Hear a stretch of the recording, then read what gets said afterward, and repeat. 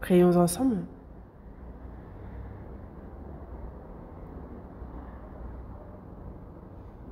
Dieu notre Père, toi qui nous aimes, toi qui es saint et miséricordieux, Dieu, en cette fin des temps que tu as fixée, le monde est rempli de méchanceté. Il y a en divers lieux des choses terribles qui se passent et dans notre entourage, des tragédies dont on ne peut même pas parler et beaucoup de situations dangereuses. Mais c'est au sein de tout cela que tu nous as sauvés, que tu nous as séparés saintement de ce monde et que tu nous permets de vivre le reste de notre vie dans ton Église, là où tu nous protèges, là où tu nous guides par ton esprit et là où tu as tes yeux sur nous. Tu es avec nous, Seigneur, et nous te remercions pour cette grâce. À cette heure, Seigneur, nous qui avons reçu le salut par le précieux sang que tu as versé sommes réunis devant toi pour louer ton amour, ta grâce, pour apprendre ta parole. Et nous te remercions de la communion que tu nous permets d'avoir au sein de ce troupeau et avec toi. Le Saint-Esprit est avec nous, nous le croyons. Tu as tes regards sur chacun d'entre nous, que ta main puissante et miséricordieuse nous soutienne et que la grâce soit donnée à chacun selon ses besoins. Que le reste de notre vie puisse être vécu de notre part sans être honteux en tant que tes enfants. Et nous te demandons pour cela de nous guider.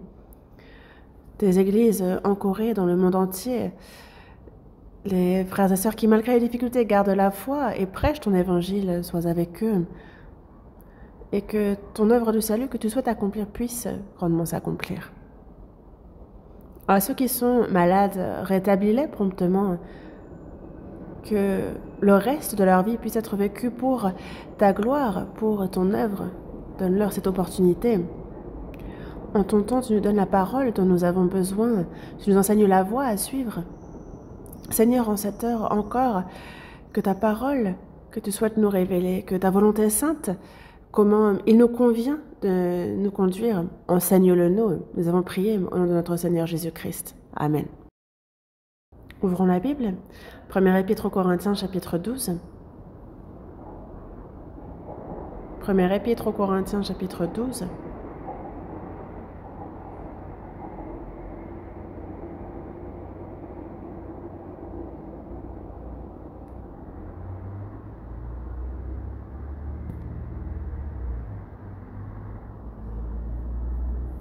Première épître aux Corinthiens, chapitre 12, versets 12 et 13.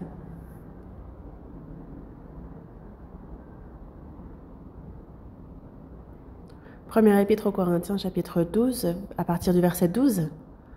Car comme le corps est un et a plusieurs membres, et comme tous les membres du corps, malgré leur nombre, ne forment qu'un seul corps, ainsi en est-il de Christ.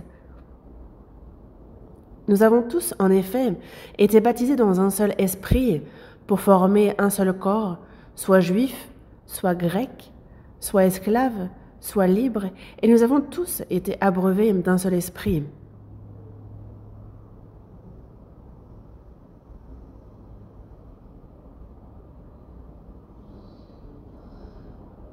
Verset 27, lisons-le ensemble.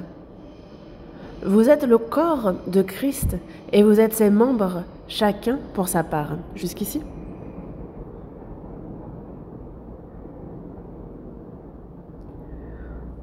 Le temps s'est fortement réchauffé. Il faut qu'il fasse chaud pour que les cultures mûrissent bien. Et charnellement, plus nous avons des tribulations, plus nous appuyons sur le Seigneur, plus nous nous rapprochons de lui. Et Dieu nous fait comprendre davantage de choses, je pense. Et cet été, il y a la retraite d'été qui va commencer. On va la répéter à 7 reprises consécutives. Et toutes les églises en Corée, et de nombreuses églises dans le monde entier aussi, sont unies dans la prière et dans la préparation. Cette fois encore, pour que de nombreuses âmes soient sauvées, il ne faut pas seulement prier, mais aussi à l'avance pour évangéliser ceux qui ne sont pas encore sauvés, se préparer, planifier. Et c'est ce que je vous invite tous à faire pour que cette fois encore, comme ces grains qui sont dans le champ et à la moisson, que nous puissions porter de nombreux fruits et que cela glorifie grandement Dieu. C'est notre souhait ardent. Je pense que pour la retraite, il y a deux choses importantes. La première et le but le plus important est justement de guider au Seigneur les âmes qui ne sont pas encore sauvées pour qu'elles le soient. Et c'est lors de la retraite d'été, je pense que le plus grand nombre d'âmes est sauvé. Et c'est donc très important. Nous savons que c'est une période cruciale. Mais aussi de nombreuses personnes profitent de leur congé pour aller à la mer, pour aller se rafraîchir ici ou là, ou même partir à l'étranger. Et nous, durant ce temps-là, nous retournons à Dieu, nos congés. Et c'est pour le salut d'un grand nombre d'âmes que nous suivons, que nous faisons tous nos efforts. Et c'est pour cela que durant la retraite,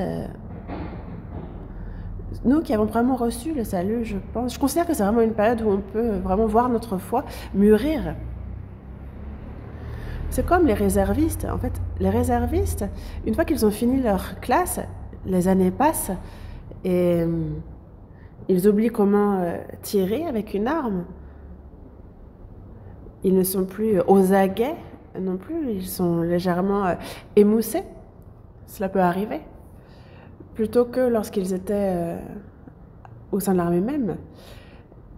Et c'est pour cela que pour les réservistes aussi, il y a des entraînements. Je ne sais pas si ça existe encore, mais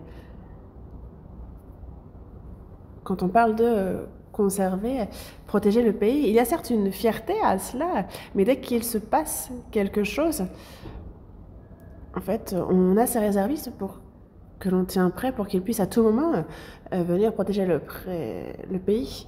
Et c'est une période aussi pour les remettre en forme, un peu cet entraînement. Et nous-mêmes aussi, nous continuons au sein de l'Église, nous sommes ailés, nous vivons notre vie de foi, mais quand l'Église se réunit, qu'elle prie, qu'elle s'efforce, qu'elle sue pour l'Évangile, alors notre foi s'affermit, notre but dans la vie devient de plus en plus clair et on peut voir de nombreuses âmes être sauvées, on peut voir cette œuvre s'accomplir et ça fait notre joie, notre reconnaissance et nous débordons d'allégresse et c'est vraiment cette occasion qui nous est donnée.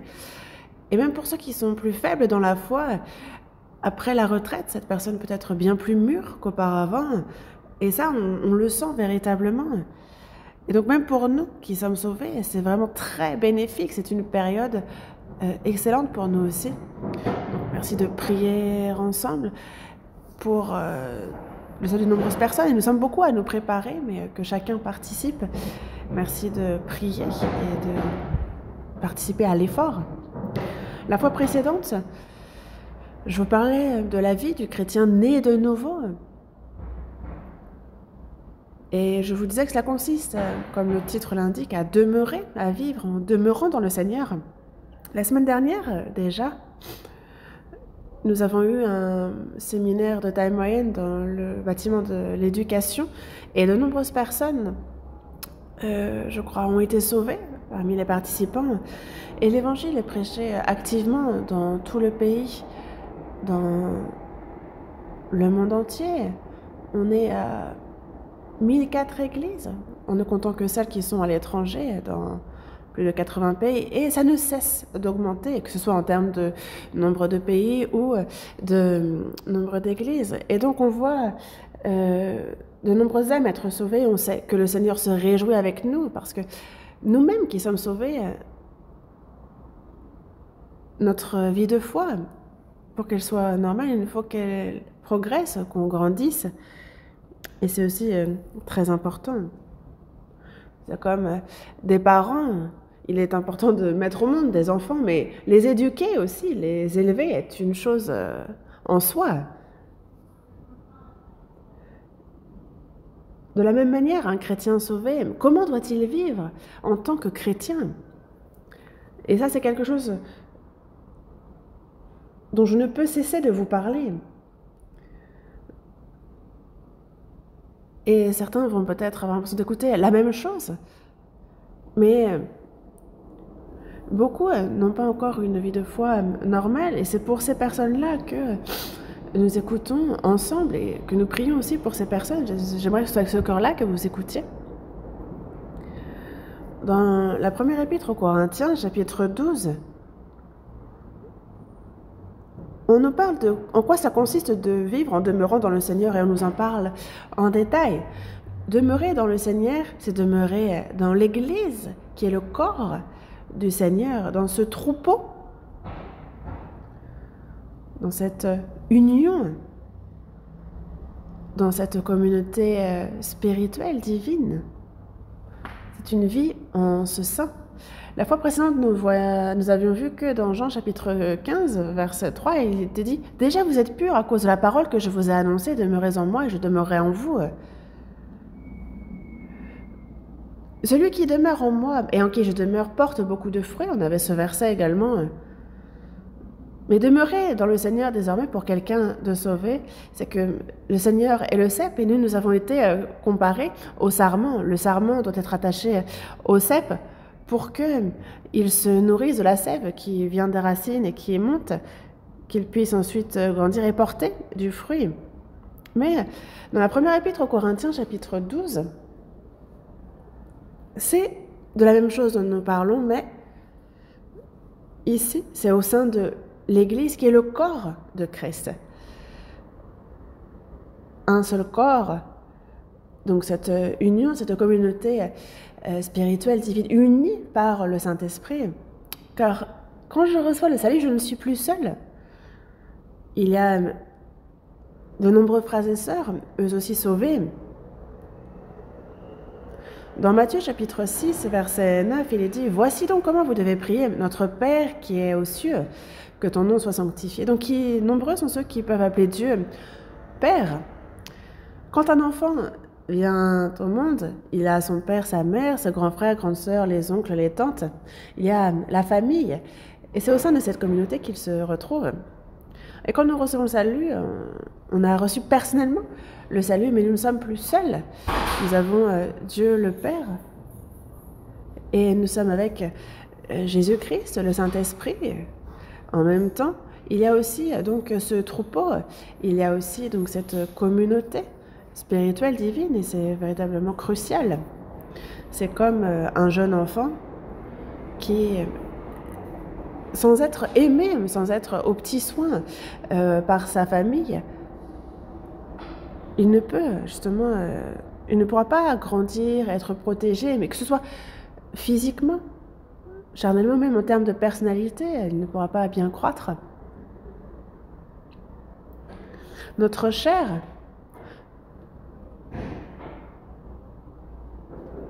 grandit aussi, et arrivé à un certain stade, la croissance s'arrête. Mais pour ce qui est de la personnalité, c'est un processus de toute une vie. Et donc de la même manière, nous qui avons reçu le salut, qui sommes nés de nouveau, il nous faut désormais grandir. Mais ça ne se fait pas tout seul. C'est au sein du troupeau, avec les autres sauvés, dans l'amour de Dieu, par la puissance de son esprit, par sa parole, que petit à petit, nous mûrissons. Et d'autant que nous mûrissons, notre vie et notre cœur changent. Et alors, en tant que chrétiens, nous pouvons vivre comme il se doit. Et ça,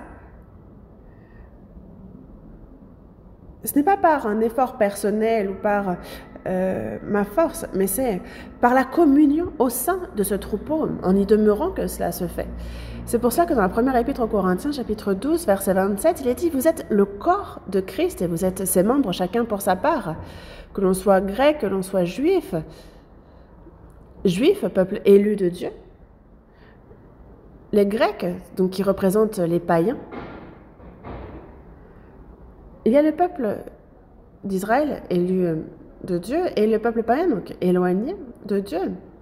Mais désormais, en Christ, il n'y a plus de distinction que l'on soit juif ou que l'on soit grec. Une personne est de nouveau, est unie. Nous sommes un par le salut, que l'on soit haut placé, que l'on ait beaucoup appris ou non, que l'on soit riche ou non. En fait, toutes les conditions charnelles de ce monde, on surmonte, on dépasse tout cela, c'est spirituel. Nous sommes un. Comme le corps est un et a plusieurs membres, et comme tous les membres du corps, malgré leur nom, ne forment qu'un seul corps, ainsi en est-il de Christ. Ainsi en est-il de Christ. Lui, le Christ, il est loin. Et quand nous recevons le salut, nous sommes donc nous aussi, nous recevons l'onction. En lui, nous sommes des petits Christ. Et c'est pour cela que ainsi en est-il de Christ, nous sommes des chrétiens. Et c'est donc avec le Seigneur que nous avons reçu l'onction, et c'est pour cela, ainsi en est-il de Christ.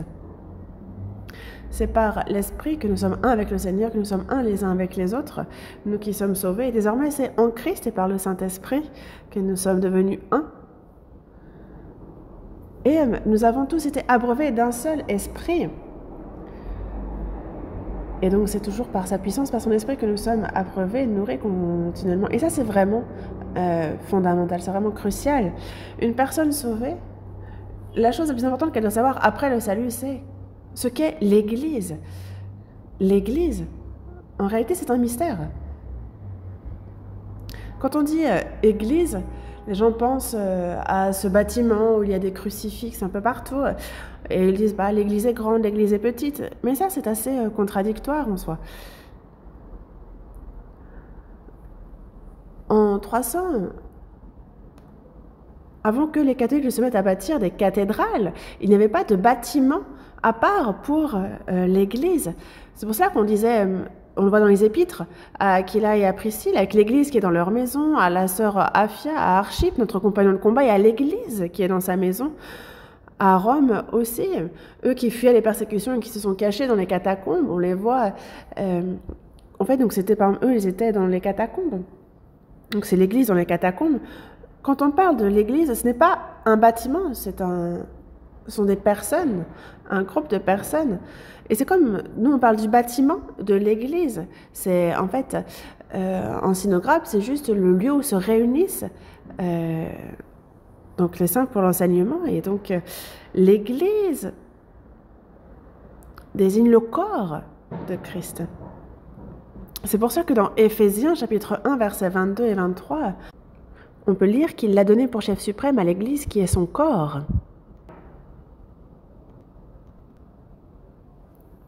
Dans Jean chapitre 15 verset 5, on nous parle du cep et des sarments. Donc un lien inséparable, c'est indissociable.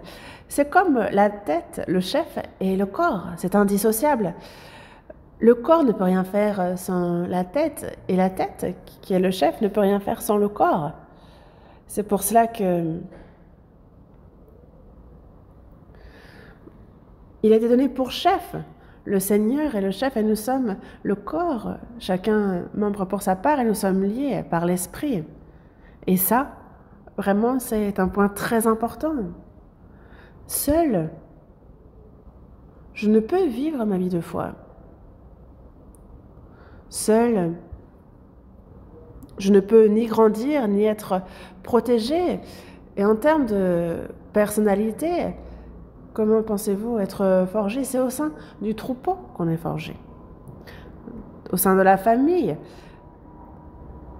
Parce que cet enfant va grandir comme il se doit quand il est au sein de sa famille. C'est comme à l'école. Si le professeur est un professeur remarquable, alors ils deviendront d'excellents élèves.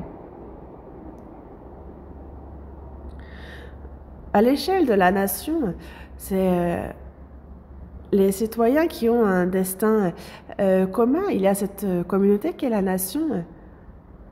Et c'est vrai que nous vivons dans ce monde. Mais nous sommes séparés de ce monde, nous sommes l'Église qui est le corps de Jésus. Et il nous faut savoir et ne pas oublier que nous sommes au sein de cette communauté. Et nous sommes nombreux. Et c'est pour cela que la vie de foi, il nous faut vraiment savoir que cela ne se fait pas seul. Voyons dans Colossiens chapitre 2. Colossiens chapitre 2. Verset 19. Colossiens, chapitre 2, verset 19. Colossiens, chapitre 2, verset 19. Verset 19. Sans s'attacher au chef, dont tout le corps, assisté et solidement assemblé par des jointures et des liens, tire l'accroissement que Dieu donne. La tête et le corps sont intimement liés, attachés. Tout le corps reçoit les hormones de croissance depuis la tête, par ces liens-là. En fait, on ne peut imaginer un corps sans tête. Et la tête réfléchit, planifie et accomplit cela à travers son corps. Et c'est pour ça qu'il y a les nerfs qui, à travers la moelle épinière, transmettent au nerf périphérique toutes les infos et qu'on voit l'action possible. La tête réfléchit, veut quelque chose, mais si le corps ne bouge pas d'un pouce, alors soit le corps est mort, soit il y a quelque chose qui ne va pas. C'est pour ça que le Seigneur, qui est le chef, la tête, et nous sommes le corps. Et chacun pour notre part, nous sommes membres de ce corps attaché au chef. Que l'on soit la main, que l'on soit les pieds, que l'on soit l'orteil, que l'on soit la bouche, on est un membre attaché à ce corps et il nous faut être attaché au corps pour justement en même temps être nourri, alimenté, mais aussi pour faire la volonté de la tête. Mais ici, lorsqu'il nous est dit sans s'attacher au chef, en fait c'est contradictoire, un corps qui ne serait pas attaché à la tête, au chef.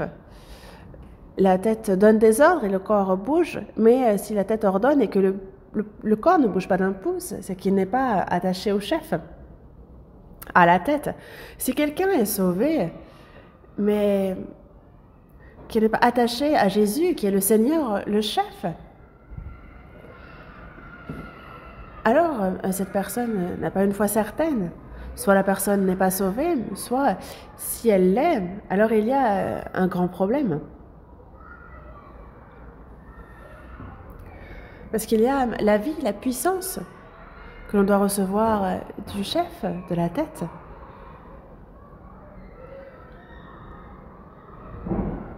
Et nous vivons en suivant le Seigneur qui est notre chef, notre tête, mais sans s'attacher au chef, c'est donc vivre sans se préoccuper du Seigneur. Ne pas recevoir de lui ni la puissance, ni la vie divine.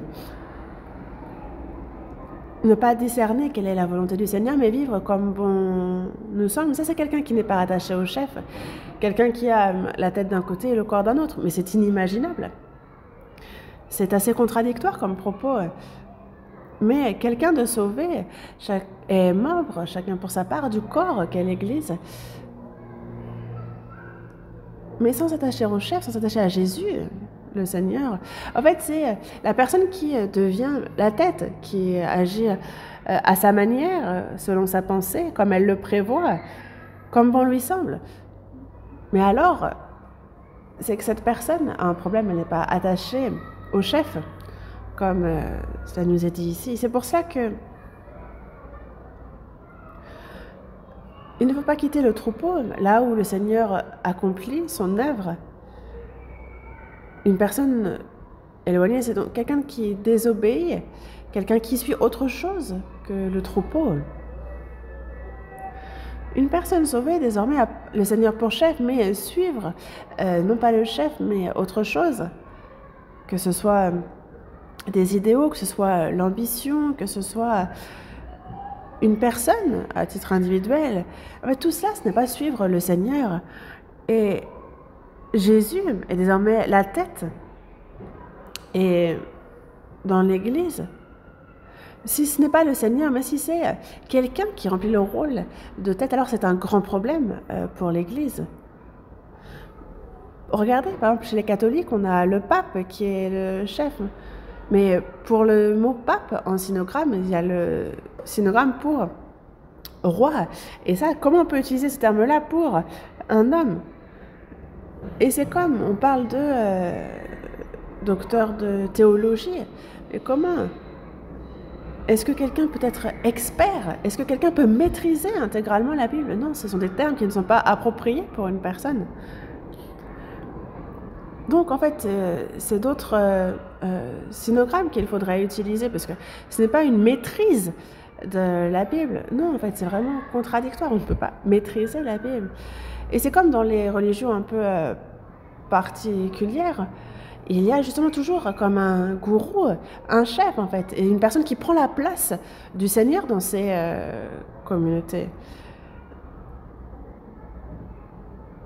Mais il y a parmi les chrétiens ceux qui commettent la grande erreur de ne pas s'attacher au chef, sans aller jusqu'à ces extrêmes, mais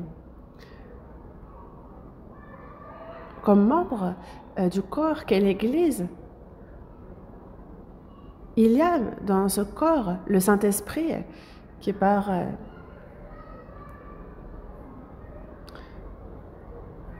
qui justement en fait prend le contrôle du chrétien. Et c'est des grâces divines, c'est par la parole, par sa puissance que le chrétien est nourri, alimenté. Et qu'on suit le Seigneur qui est le chef. Et ça établit vraiment un ordre. Regardez aussi dans le corps, on a la tête. La tête donne un ordre et il n'y a pas à tiquer. On suit l'ordre de la tête. Et nous, dans l'Église, qui est le corps de Christ, c'est depuis le Seigneur, c'est de lui que nous vient la vie, la puissance du Saint-Esprit, c'est de sa force dont nous nous nourrissons et nous grandissons ainsi dans la foi. Nous suivons le Seigneur, qui est notre chef. Et nous pouvons bouger justement de manière ordonnée. C'est pour ça qu'il y a vraiment cet ordre qui s'établit et qui est suivi. Regardez, à l'échelle d'un pays, on a le président qui, lui, préside toutes choses. Mais on a donc un président d'un côté, on va avoir une assemblée, un sénat d'un autre côté. En fait, est-ce que un pays peut fonctionner lorsque les institutions vont chacune de leur côté? Non, ça complique beaucoup les choses.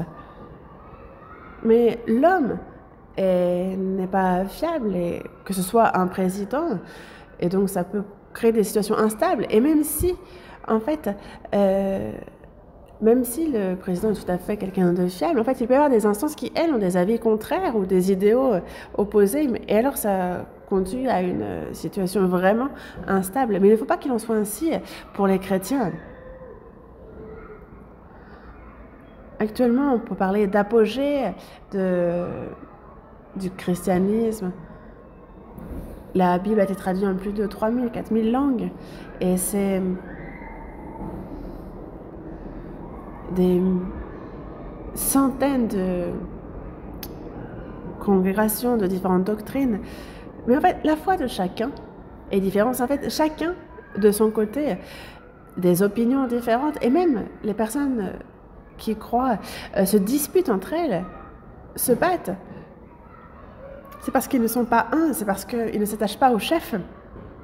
C'est parce qu'il y a, à la place du chef, quelqu'un d'autre qui a pris la place de la tête. Et c'est pour ça qu'on rencontre ces problèmes-là. C'est pour cela que sans s'attacher au chef, à l'époque, à l'église de Colosse, il y avait des philosophies étranges, aussi du mysticisme. Il y avait ceux qui suivaient ces diverses choses. Et c'est ici ce qu'on pointe du doigt, un reproche qui leur est fait en leur disant sans s'attacher au chef. Retournons à Colossiens chapitre 2, verset 19. Sans s'attacher au chef, dont tout le corps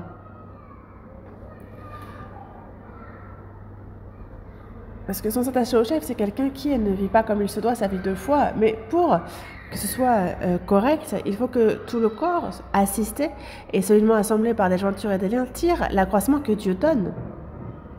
Donc c'est tout le corps qui est assisté, donc attaché au chef. Il est assisté, il est solidement assemblé par des jointures et des liens. C'est comme les doigts.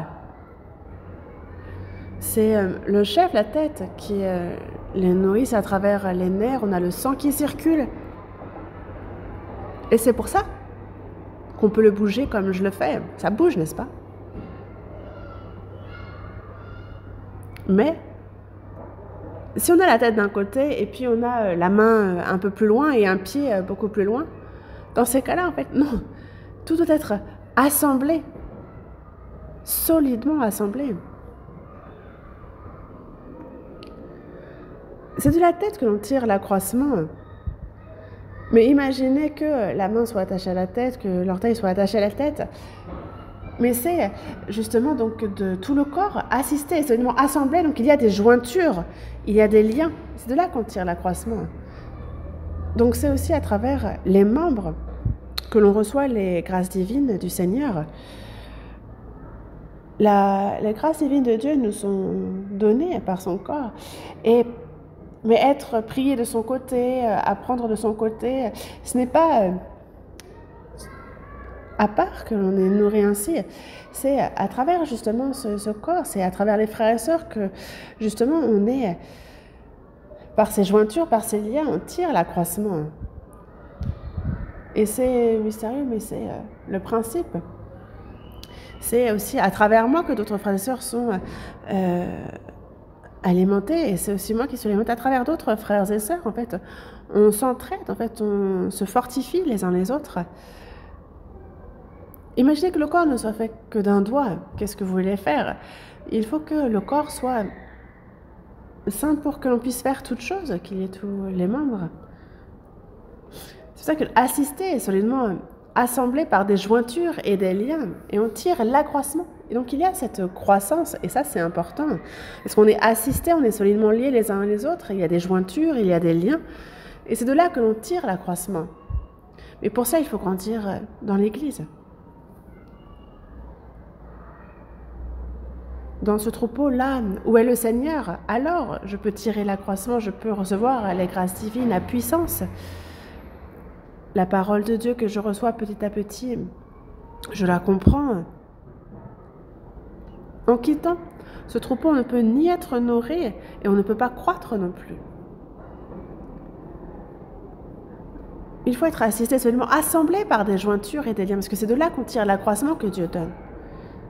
Il y a cet accroissement que Dieu donne. Croître est vraiment important. Un enfant, il est né, certes, mais s'il ne grandit pas, alors qu'allez-vous faire? On ne peut rien faire. C'est pour cela que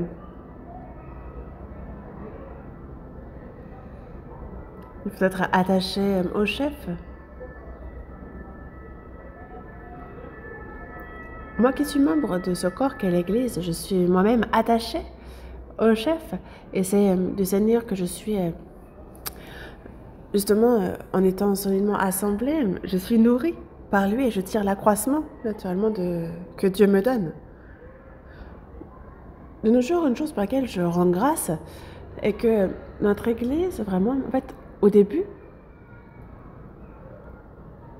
nous étions véritablement des enfants.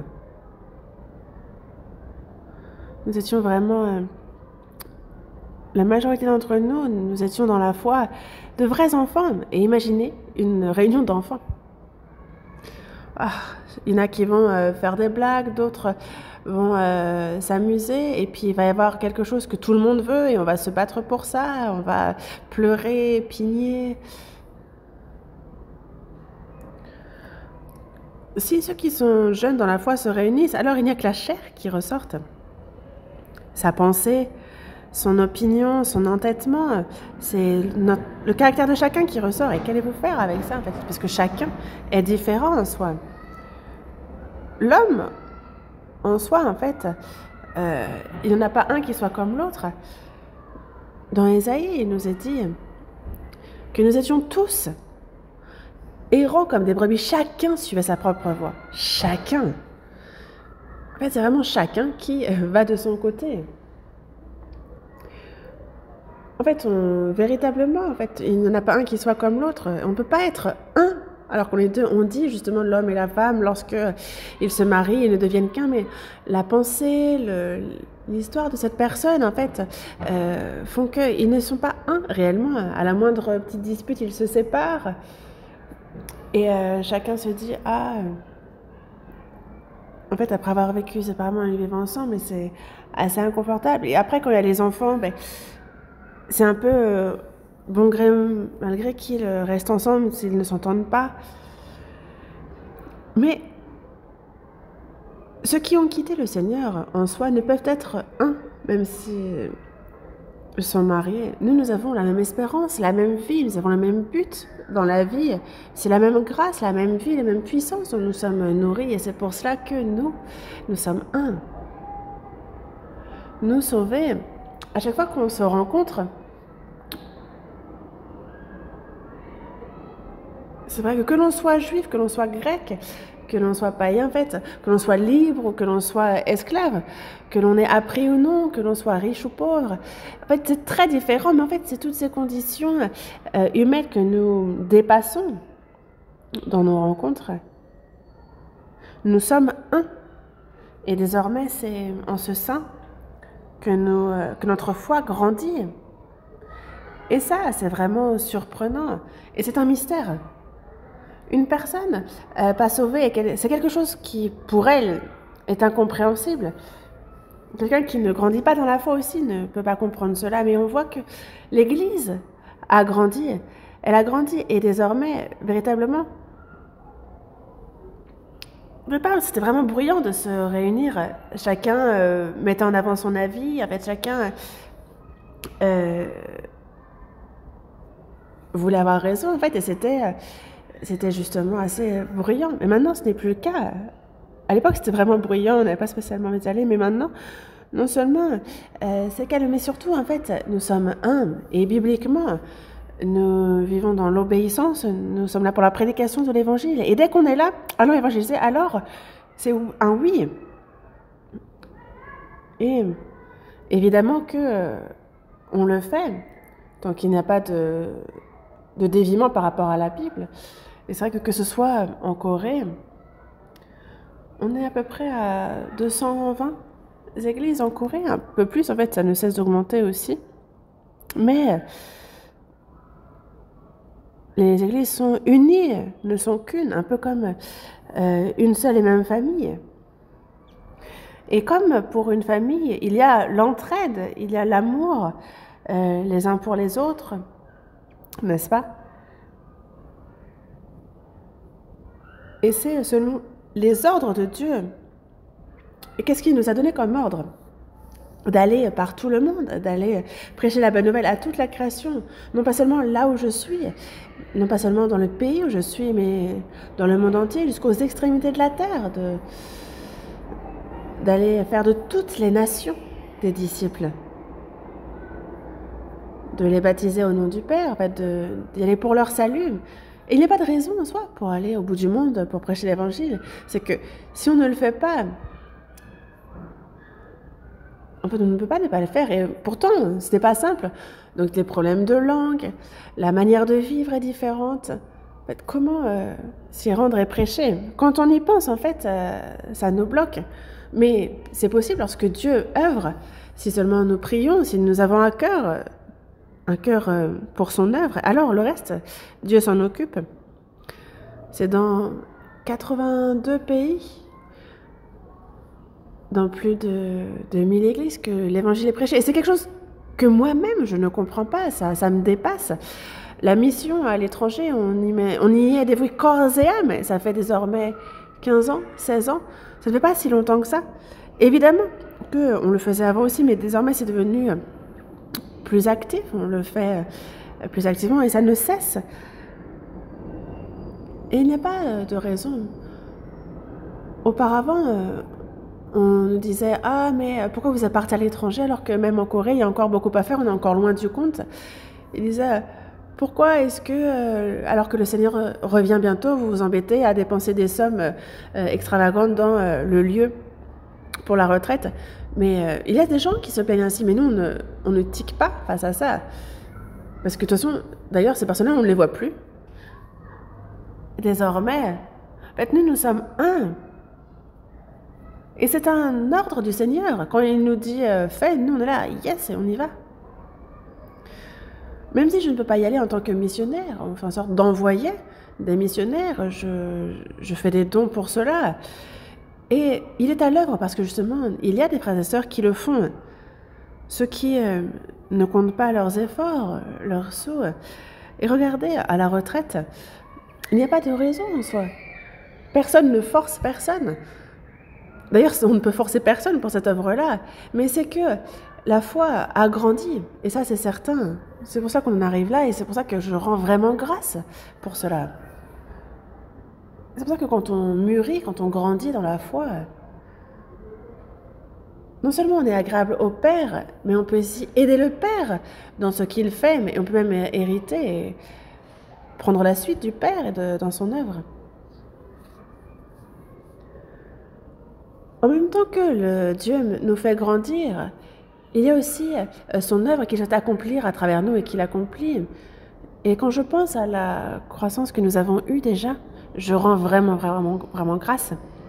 C'est pour cela que cette communion au sein de l'Église, justement, ça nous apporte la vie, la force. Et ça nous fait grandir dans la foi. Nous sommes en marche. Et il faut absolument que cela se passe ainsi. Dans la seconde épître aux Thessaloniciens, chapitre 1, verset 3, il dit que votre foi fait de grands progrès. Il y a ce verset. Votre foi fait de grands progrès. On entend par là que certains y réfléchissent.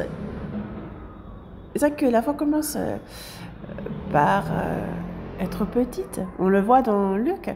Parce que les apôtres ont dit au Seigneur, augmente-nous la foi. Augmente-nous la foi.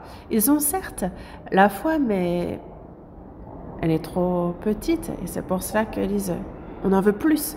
Augmente. J'ai de l'argent, mais j'ai envie de faire ceci, et donc il me manque de l'argent, donnez-moi davantage. C'est le même principe, augmente-nous la foi. Mais ce que Jésus, lui, dit, si vous aviez de la foi comme un grain de sénévé, vous diriez à ce sycomore, déracine-toi et plante-toi dans la mer, et il vous obéirait. C'est vraiment un verset incompréhensible, mais Jésus dit, si vous aviez de la foi comme un grain de sénévé, à l'époque, en Israël, le grain de sénévé, c'est la plus petite des graines. Je suis allée à 3 reprises en Israël. On est ramené à la maison, mais où est-ce que je les ai mises? C'est le grain de sénévé, il y a 2 sortes. Il y en a une qui ressemble vraiment juste à de la poussière. On a envie de se dire, mais qu'est-ce que c'est? L'autre, un peu plus gros, c'est à peu près la taille du millet. Mais ça, c'est le grain de sénévé. Dans Matthieu aussi, chapitre 13, il dit que c'est la plus petite de toutes les semences, mais que quand il a poussé, il est plus grand que les légumes et devient un arbre, de sorte que les oiseaux du ciel viennent habiter dans ses branches. C'est comme on a des plantes annuelles, n'est-ce pas? Et c'est pourtant tout petit, mais pas la graine de sénévé, ce n'est pas une plante annuelle.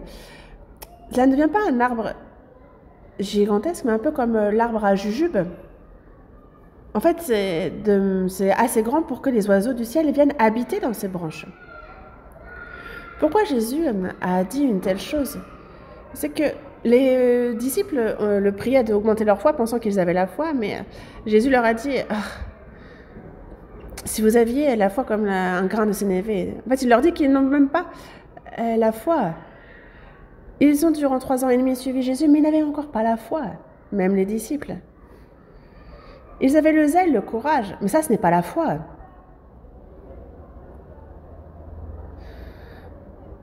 Jésus a parlé de sa mort sur la croix, de sa résurrection, mais ils ne l'ont pas cru. Eux n'attendaient que le fait qu'il devienne roi et qu'il les libère, et d'être assis à ses côtés.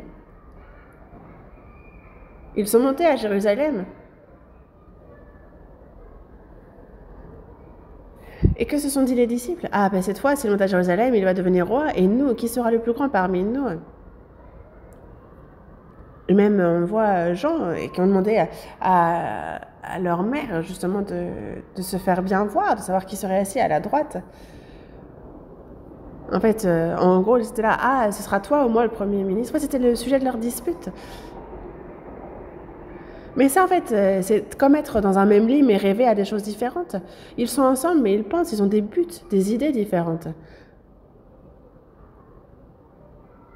Jésus, lorsqu'il a été livré, lorsqu'il a été arrêté sans force, en fait, les disciples ont tous fui, complètement désemparés, découragés, n'est-ce pas? Jésus est mort, il a ressuscité au 3e jour, il l'avait dit. Et si on y croit, pourquoi être découragé alors? Mais ils ont tous fui.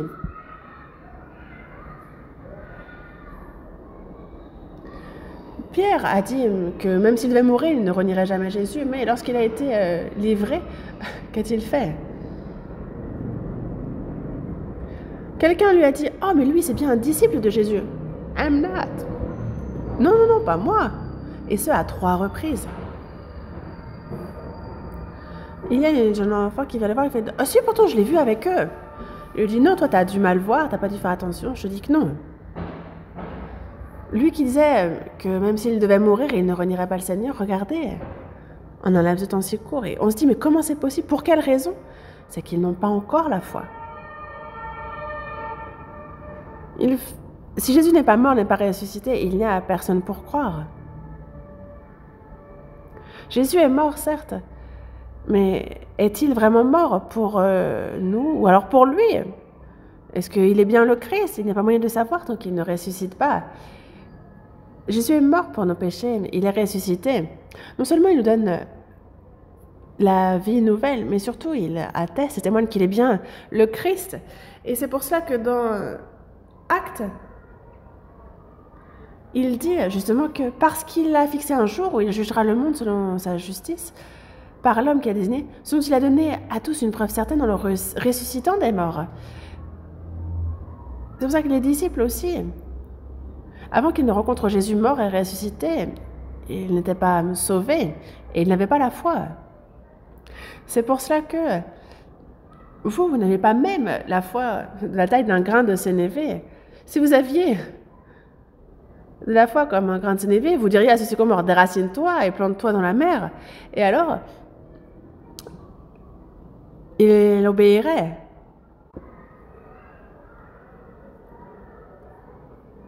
De quoi parle-t-on? Même si le grain de sénévé est tout petit, il y a la vie.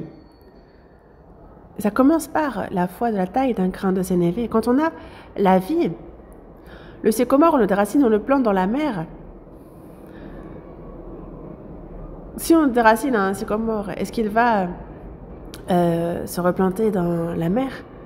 Non, ce n'est pas ce que cela veut dire, c'est une parabole. Si on avait la foi d'un tas de grains de sénévé, tout ce qui est enraciné sur terre, on peut le déraciner et le jeter à la mer, là où il y a les plans de Dieu. On parle du miracle. Le sycomore, si on le déracine et qu'on le jette dans la mer, il va mourir. Mais si on a la foi comme un grain de sénévé, en fait, on peut être déraciné de ce monde. Il y a un cantique qui le dit, jeter dans les profondeurs ton encre et va.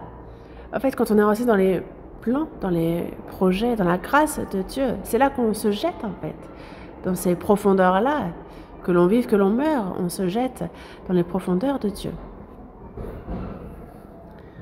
Mais c'est une nouvelle vie, véritablement, qui commence.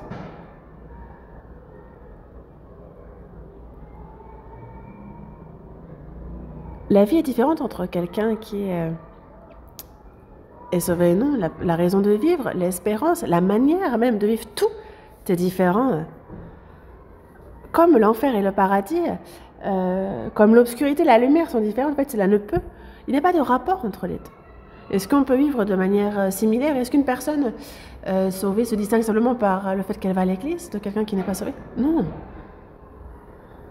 C'est pour cela que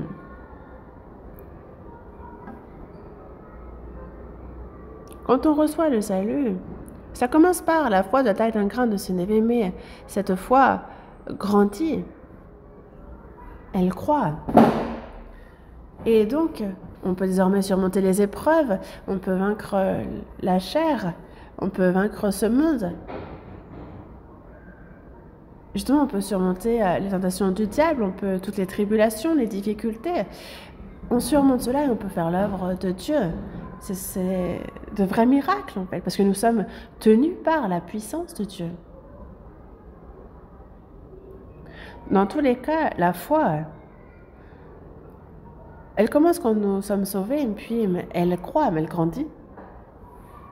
Colossiens chapitre 1. Juste avant la première épître aux Thessaloniciens, Colossiens.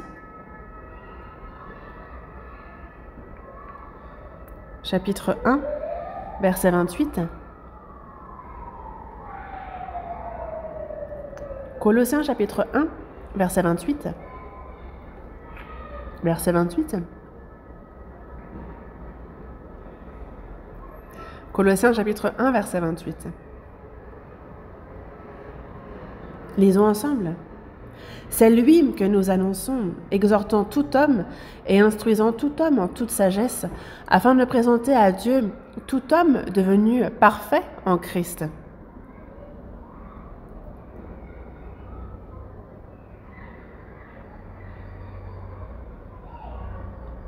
C'est lui, c'est Christ que nous annonçons. Et ensuite, on exhorte tout homme et on instruit tout homme en toute sagesse afin de présenter à Dieu tout homme devenu parfait en Christ. Une personne sauvée, c'est par la parole, c'est par la sagesse de Dieu qu'on exhorte, qu'on instruit tout homme. Tout homme. Afin que cette personne soit présentée à Dieu, devenue parfait en Christ, que même sauvé, il y a les nouveau-nés qui ne connaissent pas la honte, qui mangent tout ce qu'on leur donne, qui se traînent ici et là.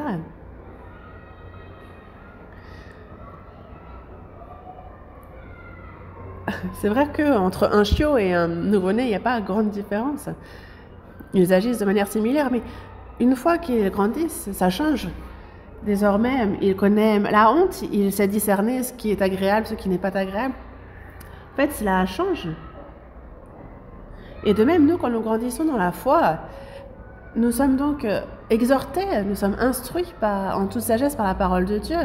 Et donc, c'est ensuite tout homme qui devient parfait en Christ.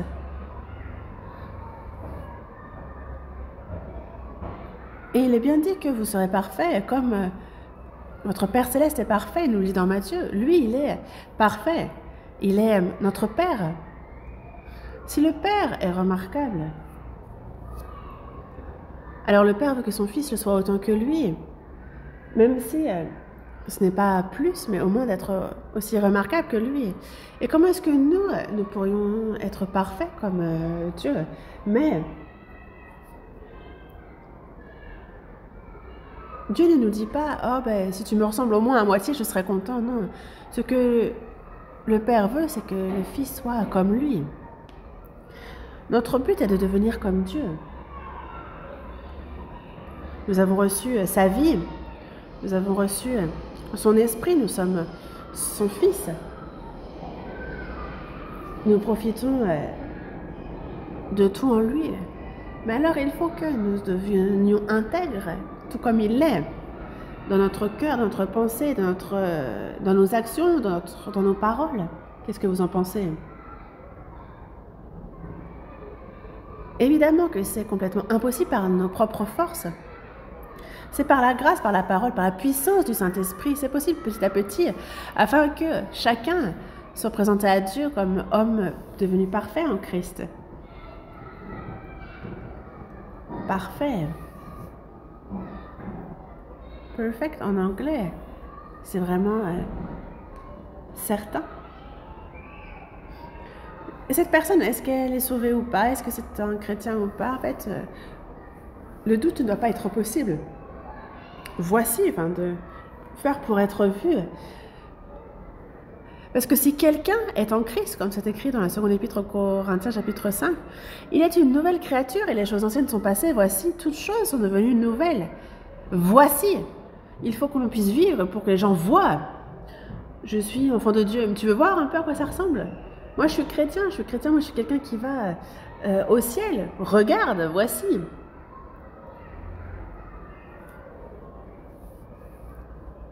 Jésus a dit à Philippe qui lui disait ah, montre-nous le Père. Et t'as Jésus qui lui dit mais comment tu peux me demander de te montrer le Père? Parce qu'à travers Jésus, c'est Dieu qui t'est manifesté, ces miracles, ça passe tout. En fait, si vous voyez Jésus, vous voyez Dieu. Mais pourquoi comment peux-tu me dire montre-nous le Père? L'apôtre Paul a dit moi il a dit soyez mes imitateurs comme moi-même, je le suis de Christ.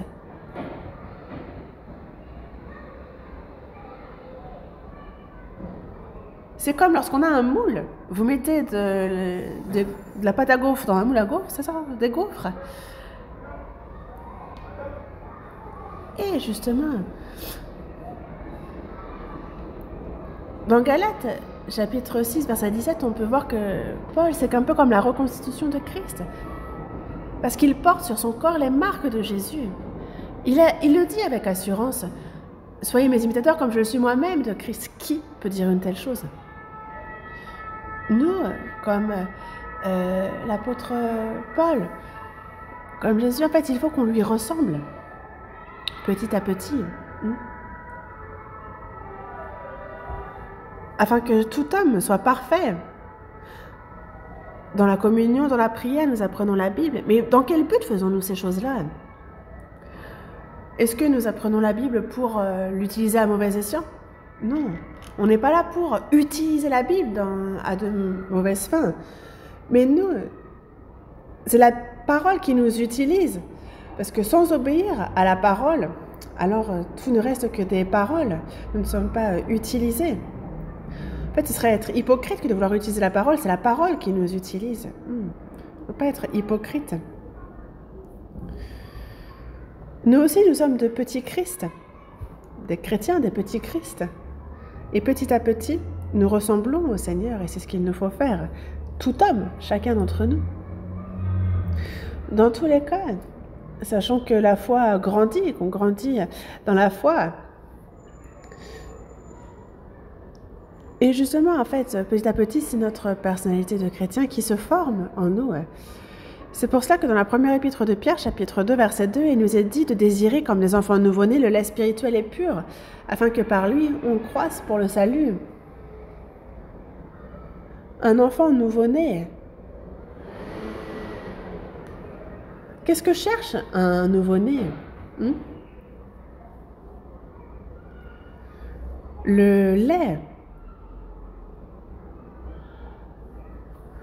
Il ne va pas demander un bon petit plat, il ne va pas demander un verre. Ce n'est pas ce genre de choses qu'il cherche. Mais les nouveau-nés recherchent le lait spirituel et pur, le lait. Et ils ne peuvent oublier le lait un instant. Cette parole, quand on reçoit le salut, la parole, on l'aime tellement. Avant de recevoir le salut et qu'on nous disait il faut lire la Bible, alors... On dit justement que la Bible est un bon livre lorsqu'on ne trouve pas le sommeil. C'est inintéressant. Alors que lorsqu'on regarde les programmes télévisés, on pourrait très bien rire toute la nuit sans voir l'heure passer. Mais pourquoi la Bible est-elle si inintéressante? Évidemment que on peut lire la Bible et il y a encore beaucoup que nous ne comprenons pas. Nous comprenons en fonction de notre croissance dans la foi. Mais si nous n'obéissons pas à ce que nous apprenons, alors on ne peut pas comprendre l'étape suivante. Parce que la Bible, on ne l'apprend pas avec la tête, mais avec la conscience. Il faut que dans mon cœur, dans ma vie, petit à petit, je me rapproche du Seigneur, que j'obéisse. Alors Dieu nous fait comprendre toujours davantage. Certaines personnes apprennent pendant des années et après elles ne ils nous posent des questions et je suis là, mais ils ont tout oublié ou quoi? On peut très bien ne pas se souvenir de tout, mais il doit y avoir du changement. C'est pour cela que, justement, c'est un lait qui est là pour nous faire croître pour le salut. Donc on a le salut de l'âme, on a le salut du quotidien, on a le salut de notre tempérament, de notre caractère. Et ça, il nous faut croître pour ce salut-là. Ce salut de notre vie, de notre personnalité. Afin que, par lui, vous croissiez pour le salut, qu'on croisse dans la connaissance de notre Seigneur et Sauveur Jésus-Christ. Parce que le salut de l'âme, ce n'est pas par crainte et tremblement. Et si nous voulons croître dans la foi, c'est par la parole, la communion, l'amour, la grâce. La parole, c'est au sein de tout cela que, petit à petit, il nous faut grandir et croître. Un enfant nouveau-né, il y a 1 an qui passe, 2 ans, 3 ans, et il est toujours dans le même état. Alors, est-ce que vous pensez que ça va réjouir les parents? Là, ça va être vraiment un sujet d'inquiétude. On se réjouit de l'enfant, de ce bébé quand il naît, mais si le bébé reste bébé, non. Parce que regardez les parents, dès que le bébé se retourne, ils disent « Ah, il s'est retourné !» Et 3 ans après, « Ah, il est sur ses genoux. » Dès qu'il fait ses premiers pas, alors c'est les applaudissements. « Oh, regarde, notre enfant mange. » En fait, à chaque changement, toute la maison, justement, se réjouit. Et de la même manière, nous aussi, quand nous grandissons dans la foi, alors Dieu se réjouit. Et comme nous, ça nous réjouit aussi. Mais la personne sauvée, les années passent et cette personne est toujours un enfant immature. Alors on se demande, mais quand est-ce qu'il va mûrir? Il faut croître, grandir. C'est pour ça que dans la seconde épître de Pierre, il nous a bien dit, dans le chapitre 3, on est à la fin justement de la première et de la seconde épître, il vient croissant dans la connaissance de notre Seigneur et Sauveur Jésus-Christ. De croître dans la connaissance, donc il nous faut croître. Et c'est pour cela que dans l'Église, il y a la parole de Dieu. Et il nous faut atteindre jusqu'à la stature parfaite de Christ, lui ressembler toujours plus. Voyons dans Éphésiens chapitre 4. Éphésiens chapitre 4, c'est un peu avant Colossiens. Éphésiens chapitre 4, verset 13.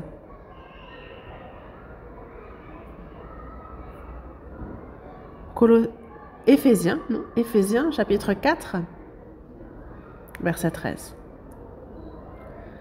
Jusqu'à ce que nous soyons tous parvenus à l'unité de la foi et de la connaissance du Fils de Dieu, à l'état d'homme fait, à la mesure de la stature parfaite de Christ. Afin que nous ne soyons plus des enfants flottants et emportés à tout vent de doctrine, par la tromperie des hommes, par leur ruse dans les moyens de séduction.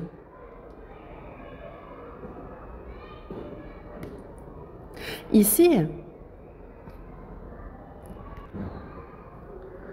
jusqu'à ce que nous qui sommes les saints sauvés, jusque nous, enfants de Dieu, nous soyons tous parvenus à l'unité de la foi et de la connaissance du Fils de Dieu. Nous apprenons la parole, alors nous sommes unis dans la foi, dans la connaissance du Fils de Dieu. Ceux qui croient en Dieu, ceux qui croient en Jésus, pourquoi sont-ils chacun de leur côté? Même entre propres doctrines, ils se disputent entre eux.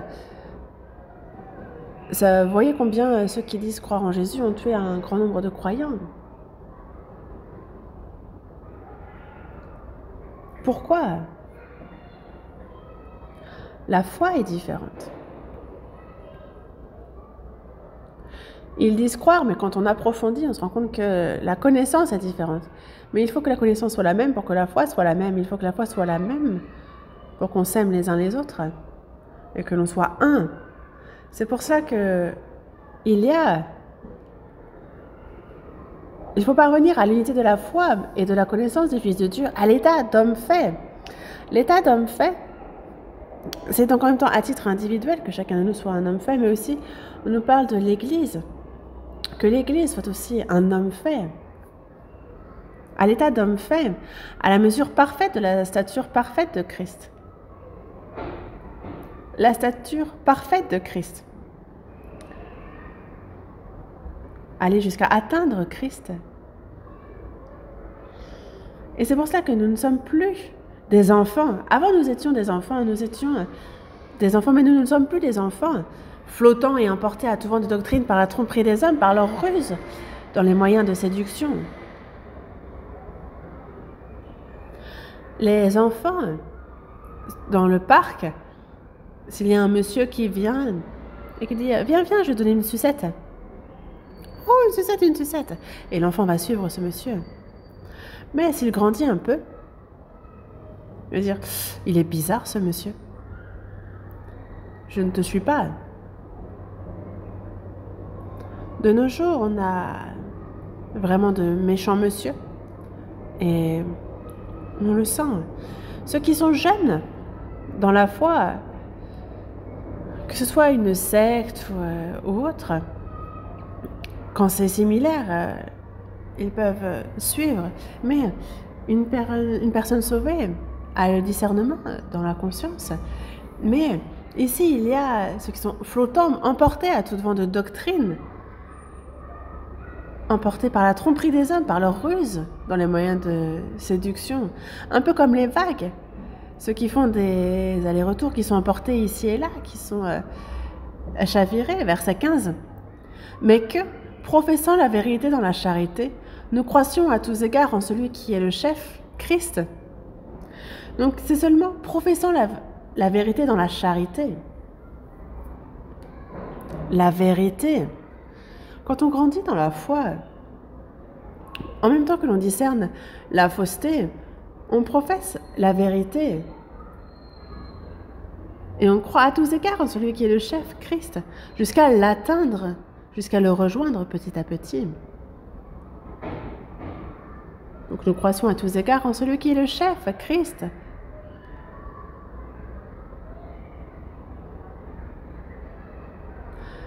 C'est pour ça que nous, justement, petit à petit, on grandit jusqu'à atteindre Christ, voyons dans le verset 16. C'est de lui, et grâce à tous les liens de son assistance, que tout le corps, bien coordonné et formant un solide assemblage, tire son accroissement selon la force qui convient à chacune de ses parties et s'édifie lui-même dans la charité. Justement, ça reprend ce que nous avions lu dans Colossiens. On parle d'être bien coordonné, de former un solide assemblage pour tirer accroissement selon la force qui convient à chacun.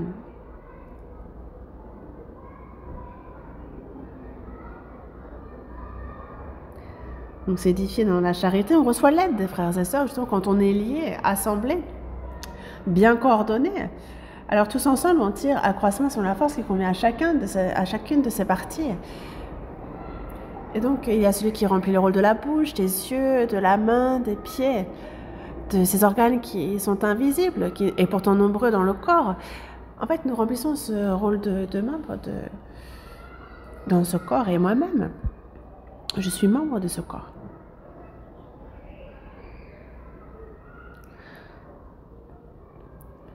Et justement,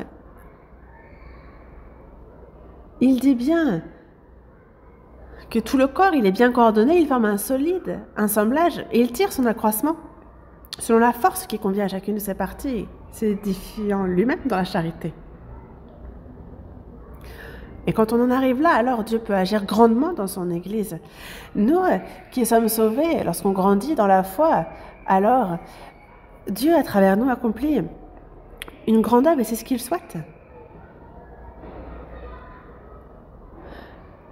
Les chrétiens, justement, croissent jusqu'à atteindre le Seigneur, le chef.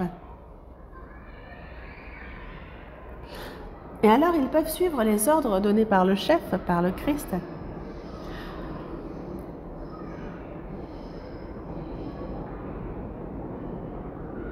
Nous qui sommes sauvés, nous connaissons quelle est la volonté du chef, de Jésus. Et nous lui obéissons, et alors à travers nous, il peut accomplir une œuvre encore bien plus grande. Alors il peut vraiment accomplir des miracles qui nous sont impossibles à accomplir par notre propre force. Je parlais de la mission. Est-ce que c'est parce qu'on veut qu'on peut? Non. Une chose dont je peux vous parler, c'est que là, donc on a le sermon, donc on est complimenté à différents niveaux, mais un prédicateur qui reçoit des compliments, alors il se dit « Ah bon, ben, je peux m'en sortir tout seul. » Et il y a ceux qui veulent justement commencer de leur côté, ils empruntent les techniques. Peut-être que c'est possible à l'extérieur, mais pour l'Église, c'est impossible. Parce que justement, en fait, seul, c'est impossible. On a déjà vu ce genre de personnes, ceux qui se disent « Tiens, je vais devenir le chef. » Mais c'est comme, par exemple, moi, plutôt que... Il dit, vaut mieux être la tête de la vache que la queue. Ils se disent que c'est toujours mieux. Je préfère... Et la personne cherche à devenir le chef, la tête de leur côté. Ils lancent une nouvelle chose. C'est arrivé plusieurs fois. On a vu ce genre de personnes qui ont quitté l'Église. Mais ce qui est surprenant, c'est qu'en fait, cela ne marche jamais. En fait, c'est quelqu'un qui se méprend et qui ne sait pas ce qu'est l'Église, parce que ce n'est pas avec notre propre force. Dans Éphésiens, chapitre 3, verset 20, il est bien dit que c'est à celui qui peut faire par la puissance qui agit en nous, infiniment au-delà de tout ce que nous demandons ou pensons. C'est en nous. C'est en nous qu'il œuvre. Et qu'il fait justement par sa puissance, infiniment au-delà de tout ce que nous demandons ou pensons. C'est le Seigneur qui fait, ce n'est pas nous. Nous, lorsqu'on est unis, lorsqu'on grandit, alors c'est le Seigneur qui agit et qui fait au-delà de tout ce que nous pensons ou demandons. Et ça, c'est l'expérience que nous avons même en ce moment. Moi, je ne peux pas, mais nous pouvons.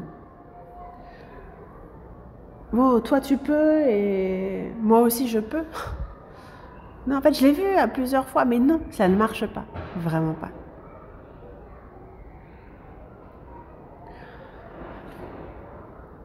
À la limite, il y a les autres, on va dire, c'est religions, en fait.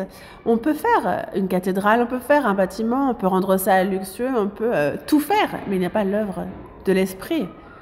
On peut tout à fait avoir une splendide chorale, avoir une très belle urne pour les dons, on peut faire ceci ou cela. Mais ce n'est pas ces choses-là qui vont amener l'esprit à agir. Par la connaissance personnelle, par les efforts, par ses propres moyens, cela ne marche jamais. C'est l'œuvre de Dieu. Alors, il faut se dire que moi, je ne peux pas, c'est lui qui agit en nous.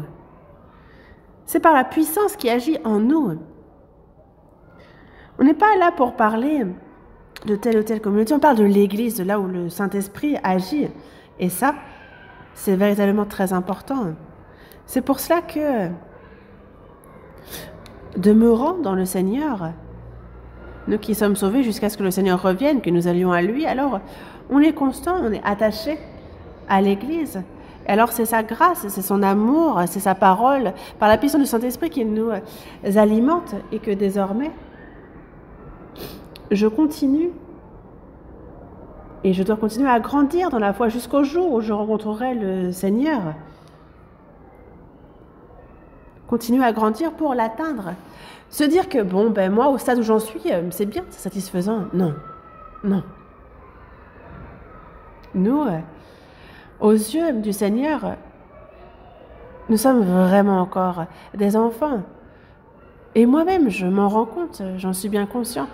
Quand je prie, je lui dis, Dieu, je ne peux pas.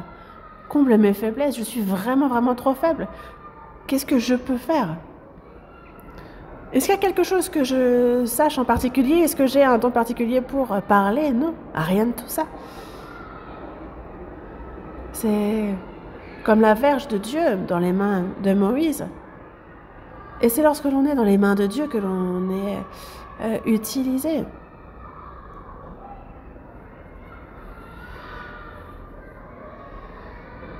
Et donc, continuer à être attaché à son Église, parce que si le sarment se détache du cep de la même manière, alors c'est comme Le doigt, si on le détache du corps, il ne peut pas remplir son rôle. Ce n'est pas le doigt en soi qui est important, mais c'est le fait d'être attaché. Il n'y a rien dans ce corps dont nous n'ayons pas besoin. Mais si on dissocie, si on prend un organe et qu'on le met à part, à quoi cela sert-il? C'est comme pour une voiture. On a plus de 20 000, 30 000 éléments pour constituer une voiture, mais si on les laisse à part, on ne peut pas rouler. Il faut que tout soit assemblé pour pouvoir rouler. Ça pourrait être la meilleure des voitures si les éléments sont dispersés. On n'en fera rien. Et vous n'allez pas utiliser un élément à part pour ce qu'il est. C'est quand nous sommes dans l'Église, alors que nous sommes précieux, que nous sommes utilisés en quittant l'Église, nous ne pouvons absolument rien faire pour le Seigneur. Sachez-le. Ça, c'est un fait clair. Et c'est pour cela que c'est en son sein que nous sommes protégés, que nous sommes nourris de toutes les choses divines et qui nous poussent à la croissance. Et qu'alors on arrive à la stature parfaite de Christ, chacun au sein titre individuel. C'est pour ça que dans la première épître, chapitre 13, verset 11, l'apôtre Paul le dit bien, « Lorsque j'étais enfant, je parlais comme un enfant et je pensais comme un enfant, je raisonnais comme un enfant. Mais lorsque je suis devenu homme, j'ai fait disparaître ce qui était de l'enfant. » L'apôtre Paul témoigne ici. Que ce soit lorsque je parlais, lorsque je pensais, comment je raisonnais, j'étais un enfant sous tout aspect, mais lorsque je suis devenu homme, j'ai fait disparaître ce qui était de l'enfant. C'est pour ça que nous, notre foi doit grandir, croître petit à petit. Voyons un dernier passage dans Éphésiens chapitre 3, verset 18. Éphésiens chapitre 3, verset 18. Vous puissiez comprendre avec tous les saints et connaître l'amour de Christ qui surpasse toute connaissance.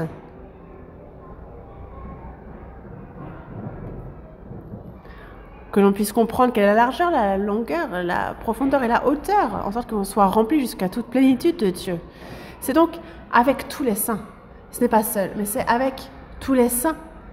Donc c'est cette communion. C'est dans ce troupeau que l'on peut connaître l'amour de Christ qui surpasse toute connaissance.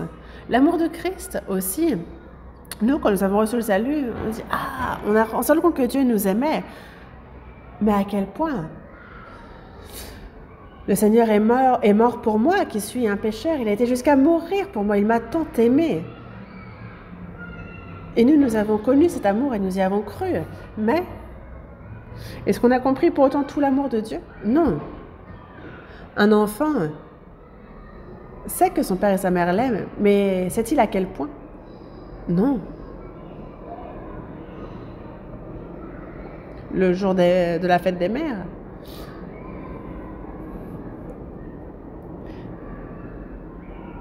Et je sais que nous, on avait la fête des mères au départ. Les pères étaient un peu vexés, donc on a fait le jour des parents.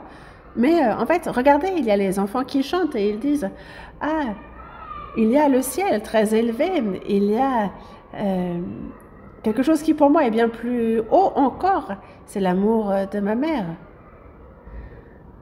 Plus haut que les cieux, plus profond que la mer. » Ouais, il y a cette chanson qu'on chante aux mamans, n'est-ce pas? Vous l'avez chantée aussi, n'est-ce pas? Mais est-ce que pour autant, quand vous rentrez à la maison, vous écoutez bien ce que vous dit votre maman? En fait, on n'écoute pas. En fait, l'amour, c'est juste une pensée. On ne connaît pas encore l'amour. Et c'est pour cela que on prend la tangente.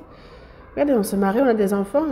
Et c'est quand on a des enfants qu'on se rend compte que petit à petit, qu'est-ce que c'était l'amour qu'on a reçu de nos parents? On a reçu cet amour, on l'a connu. Mais c'est un amour qui surpasse toute connaissance, donc c'est un amour qu'on ne peut pas saisir intégralement. On ne peut pas connaître tout de l'amour de Christ avec notre connaissance. C'est pour cela que il y a l'amour de Christ qui surpasse toute connaissance. Et comment on apprend à le connaître? Il y a la largeur de cet amour, parce qu'il a aimé tout le monde. plus vaste que la mer, plus haut que le ciel, plus profond que les océans. Voici l'amour de Christ. Plus vaste que la mer, plus haut que le ciel, plus profond que les océans. En fait, c'est ça la largeur de l'amour de Dieu. En fait, nous, plus on comprend l'amour de Christ, plus notre propre amour aussi se développe. Au début, on n'aimait que telle ou telle personne, mais maintenant, en fait, on peut aimer d'autres personnes, des personnes plus misérables, qui ne vont pas forcément dans notre sens. Notre cœur, en fait, un peu comme l'océan Pacifique, il s'élargit. On a aussi la hauteur, en fait. Parce que c'est un amour qui a été chercher le pécheur au plus profond de l'enfer pour l'emmener dans le lieu le plus haut, que le royaume des cieux. La longueur, un amour éternel. La longueur, la largeur, la profondeur et la hauteur. Qu'on puisse comprendre petit à petit cet amour. En sorte que nous soyons remplis jusqu'à toute la plénitude de Dieu. Être remplis de l'esprit. Ce n'est pas aller dans la montagne et se mettre à crier et être rempli de je ne sais quoi. Non, c'est être rempli de cet amour du Seigneur. Dans la première épître aux Corinthiens, chapitre 13, la charité est bien décrite. On nous parle justement de ce qu'est cette charité et elle doit s'accomplir en moi, petit à petit. On comprend petit à petit cet amour et alors on est rempli jusqu'à toute la plénitude de Dieu. C'est pour cela que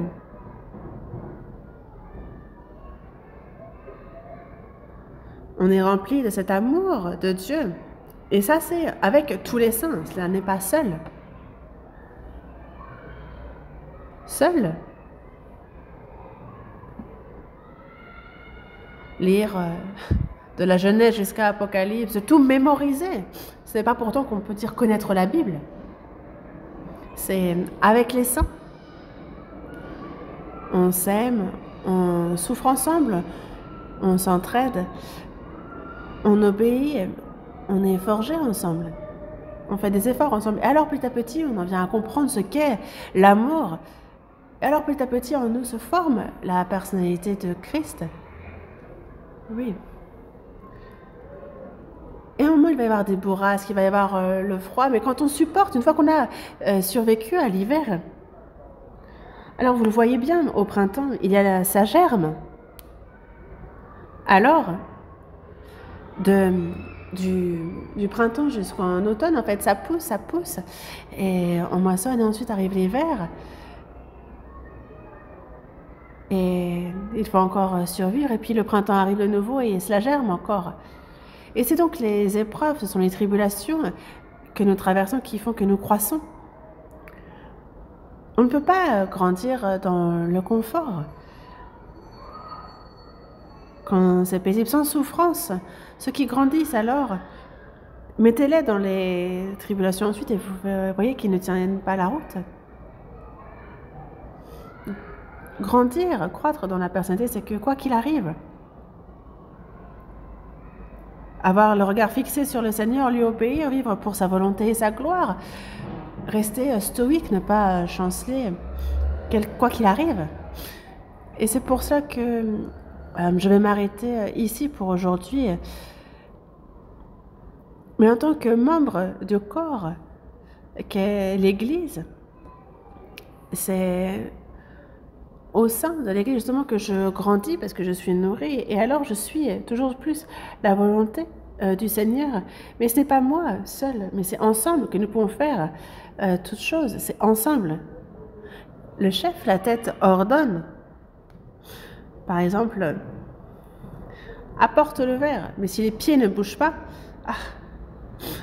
mais imaginez, la bouche, elle, n'attend que de boire, mais la main ne veut pas soulever le verre. Alors non, c'est ensemble. Moi, je ne peux pas, mais nous pouvons. C'est un vrai mystère. Mais c'est pour ça que nous, il nous faut être attachés à cette Église qui est le corps de Christ, grandir ensemble, croître ensemble, poussés par la puissance de l'Esprit pour vivre pour la volonté et la gloire de Dieu. Prions ensemble. Dieu notre Père, toi qui es miséricordieux, Dieu, en cette fin des temps que tu as fixé à cette époque, il y a nous que tu as premièrement sauvés parmi toutes ces personnes et nous t'en remercions pour cette grâce. Seigneur, tu es notre tête, notre chef et nous sommes ton corps. Nous sommes chacun membre de ce corps et nous t'en remercions. Toi qui agis en nous, que nous suivions ta puissance, que ce soit ta vie, ta puissance qui nous remplisse, que nous soyons dans toute la plénitude et que l'on croisse petit à petit, nourris de ta force et que nous puissions vivre le reste de notre vie avec toi. Nous te remercions d'être avec nous. Seigneur, il y a tous les frères et sœurs, membres, chacun pour leur part de ton Église, que ce soit pour ta volonté, pour ta gloire, que l'on puisse grandir ensemble dans la foi, que l'on puisse œuvrer, que l'on puisse vivre pour toi. Et pour cela, soutiens chacun d'entre nous, que nous soyons précieusement utilisés selon ta volonté, Seigneur. Et toi, Seigneur, qui reviens dans peu de temps, que nous puissions vivre sans être honteux, guide-nous pour cela. Nous avons prié au nom de notre Seigneur Jésus-Christ. Amen.